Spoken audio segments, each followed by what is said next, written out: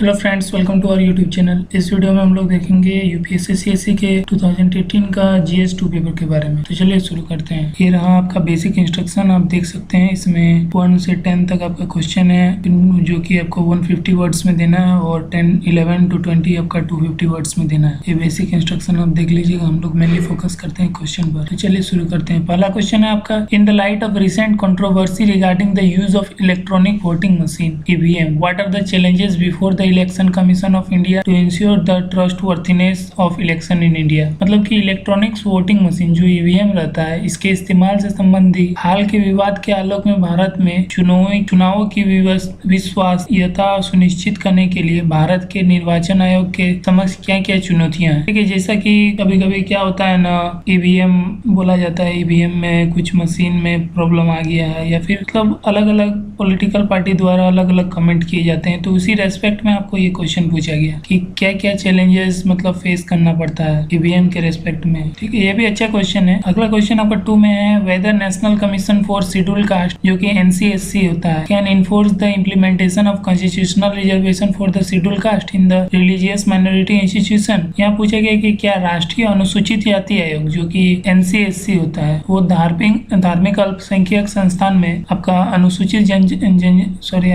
जातियों के लिए संवैधानिक आरक्षण के क्रियान्वयन का प्रवर्तन करा सकता है। इसके बारे में आपको लिखना है। ठीक है, ये भी आपका अपना अंडरस्टैंडिंग और के बेसिस पे है। अगला क्वेश्चन 3 में है, under what circumstances can the financial emergency B proclaimed by the president of India. देखिए, ये सबसे आसान क्वेश्चन है। इसमें फाइनेंशियल इमरजेंसी कब मतलब प्रेसिडेंट लगाते हैं, किस सर्कमस्टेंस के under. What consequences follow when such A declaration remains in force. ठीक है, इसी उद्घोषणा के लागू रहने तक इसके अनुसरण के क्या क्या परिणाम होते हैं उसके बारे में यहाँ लिखना है। ये देखिए 3 वाला तो बहुत अच्छा क्वेश्चन है। अगला क्वेश्चन 4 में पूछा गया है कि why do you think the committees are considered to be useful for parliamentary work, discuss in this context the role of estimates committee. देखिए, यहाँ पूछा गया कि आप यह क्यों सोचते हैं कि समितियां संसदीय कार्यों के लिए उपयोगी मानी जाती है। इस संदर्भ में प्राक्कलन समिति की भूमिका की विवेचना करना है। ठीक है, तो ये भी आपका अपना अंडरस्टैंडिंग के बेसिस पे क्वेश्चन है। ये भी अच्छा क्वेश्चन है, इसको आंसर दिया जा सकता है आसानी से। अगला क्वेश्चन 5 में पूछा गया है, the controller and auditor general. देखिए, क्या यूपीएससी का फेवरेट टॉपिक है, हैज ए वेरी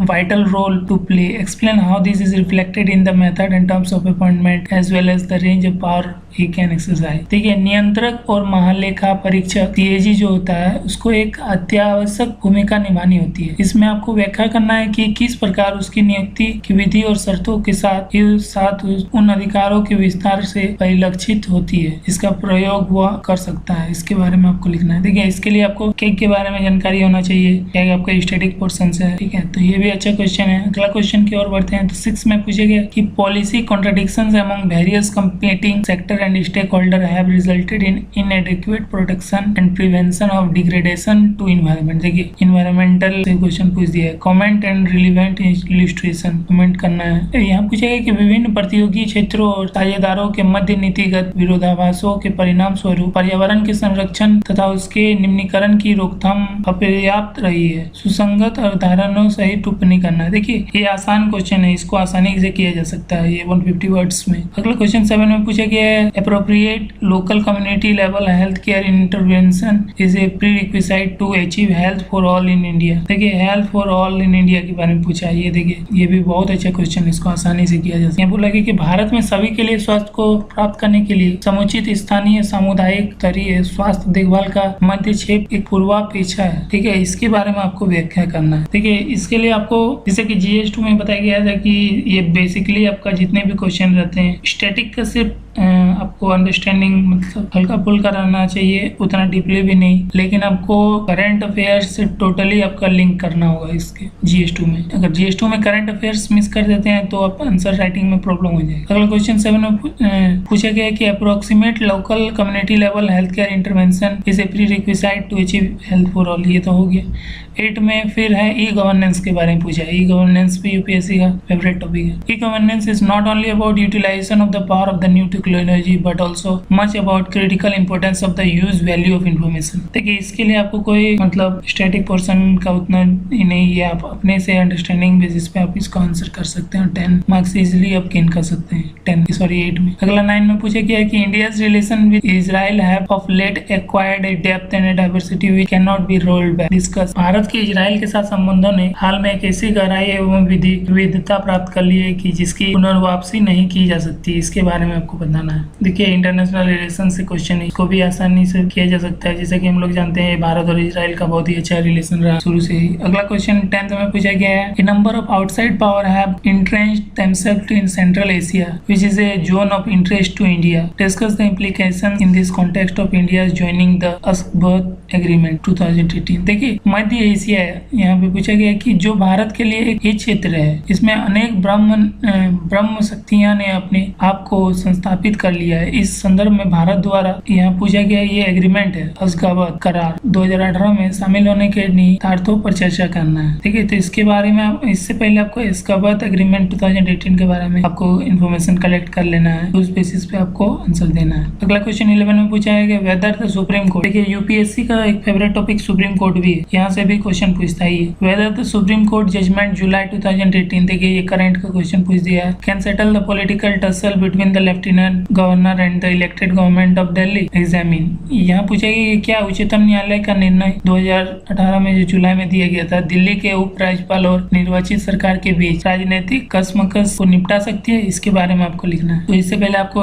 मतलब अंडरस्टैंडिंग होना चाहिए कि क्या निर्णय दिया गया था। अंडरस्टैंडिंग के लिए आपको करंट का नॉलेज होना चाहिए। ठीक है, इसलिए करंट अफेयर GS2 के लिए बहुत इंपॉर्टेंट है। अगला क्वेश्चन आपका 12 में है, how far do you agree with the view that the tribunal curtail the jurisdiction of ordinary court in view of the above discuss the constitutional validity and competency of the tribunals in India. देखिए, tribunals के बारे में भी question पूछता है, इसलिए tribunals के बारे में भी जानकारी रखिएगा। ठीक है, यहाँ पूछा गया है कि आप इस मत से कहाँ तक सहमत हैं कि अधिकरण सामान्य न्यायालयों की अधिकारिता को कम करते हैं। उपर्युक्त को दृष्टिगत रखते हुए भारत में अधिकरणों की संवैधानिक वैधता तथा सक्षमता की विवेचना कर रहे हैं। ठीक है, ये अच्छा क्वेश्चन है, इसको भी आसानी से किया जा सकता है। बस ये नॉन टॉपिक है, इसीलिए ध्यान दीजिएगा। अगला क्वेश्चन 13 में पूछा गया इंडिया एंड यूएसए। देखिए, इंडिया यूएसए का IR इंटरनेशनल रिलेशन से क्वेश्चन है। Two large democracy examine the basic tenets on which the two political system are based. यहाँ बोला गया कि भारत और यूएसए जो है दो विशाल लोकतंत्र है, उन आधारभूत सिद्धांतों का परीक्षण करना है कि जिस पर ये दोनों राजनीतिक तंत्र आधारित है। ठीक है, ये भी अच्छा क्वेश्चन है, इसको आसानी से किया जा सकता है। अगला क्वेश्चन आपका पूछेगा कि how is the finance commission of India. देखिए, फाइनेंस कमीशन भी यूपीएससी क्वेश्चन पूछता है, इसलिए इस पर भी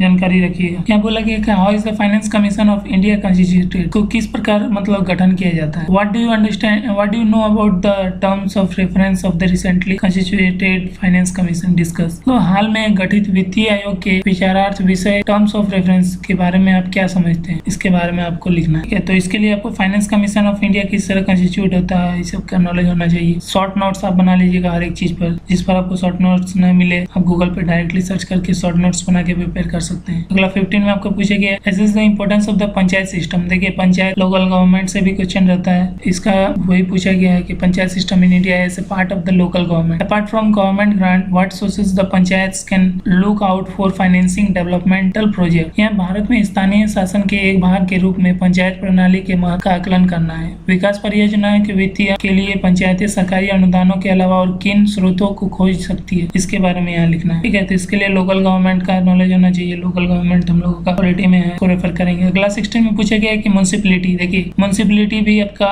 इसके जस्ट नेक्स्ट चैप्टर में था, पॉलिटी लक्ष्मीकांत में। Municipality of various commission for the vulnerable sections of the society leads to problem of overlapping jurisdiction and duplication of function. Is it better to merge all commission into an umbrella human right commission? Argue your case. देखिए, यहाँ बोला गया कि समाज के कमजोर वर्गों के लिए विभिन्न आयोगों की बहुलता अतिव्यापी अधिकारिता और प्रक्रियाओं के दोहरेपन की समस्याओं की ओर ले जाती है। क्या यह अच्छा होगा कि सभी आयोगों को एक व्यापक मानव अधिकार आयोग को एक छत्र में विलय कर दिया जाए? इससे क्या मेरिट प्रोज है, किससे क्या कौन से, इसके बारे में आपको आंसर लिखना है। अगला 17 में पूछा गया है कि how far do you agree with the view that the focus on lack of availability of food as the main cause of hunger takes the attention away from the inefficient human development policy in India. देखिए, आप इस बात से कहाँ तक सहमत हैं कि भूख के मुख्य कारण के रूप में खाद्य की उपलब्धता में कमी पर फोकस भारत में प्रभावी मानव विकास नीतियों से ध्यान ध्यान हटा देती है, इसके बारे में लिखना है। देखिए ये भी कहीं ना कहीं आपका पॉवर्टी से रिलेटेड है, ठीक है। तो जैसा कि बोला गया था पॉवर्टी इंपॉर्टेंट है, उससे भी पूछता ही है। अगला क्वेश्चन 18 में पूछा गया कि the citizens charter is an ideal instrument of organisational transparency and accountability but it has its own limitation, identify the limitations and suggest measure for greater effectiveness of the citizen charter. यहाँ बोला गया कि नागरिक charter संगठनात्मक पारदर्शिता एवं उत्तरदायित्व का एक आदर्श उपकरण है, परंतु इसकी अपनी परिसीमाएं हैं। परिसीमाओं की पहचान करना है यहाँ, और नागरिक चार्टर की अधिक प्रभाविता के लिए उपायों का सुझाव करना है, ठीक है। अगला क्वेश्चन 90 में पूछा गया कि what are the key areas of the reform if the world trade organisation has to survive in the present context of the trade war, specially keeping in mind the interest of India. देखिए यहाँ पूछा गया है कि यदि व्यापार युद्ध के वर्तमान परिदृश्य में विश्व व्यापार संगठन जो कि WTO को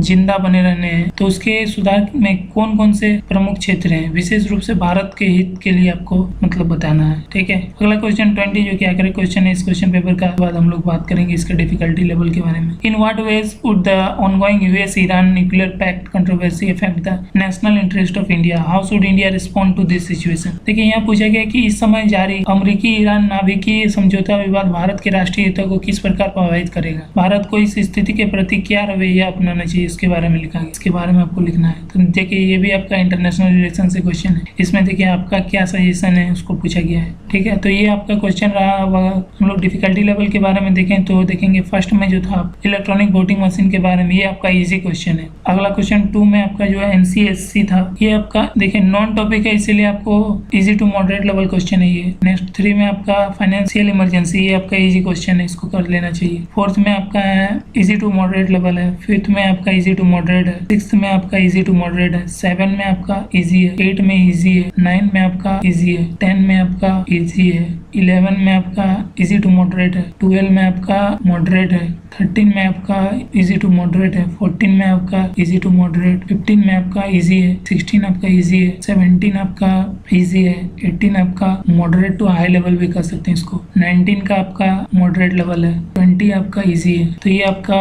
ओवरऑल डिफिकल्टी लेवल अगर देखा जाए तो ये आपका इजी टू मॉडरेट लेवल है, तो ज्यादातर इजी क्वेश्चन है, ठीक है। तो ये रहा आपका 2018 का GS2 का पेपर। नेक्स्ट वीडियो में हम लोग देखेंगे UPSC CSC GS2 के 2019 पेपर के बारे में। Thanks for watching the video. Please don't forget to subscribe the channel. Thanks.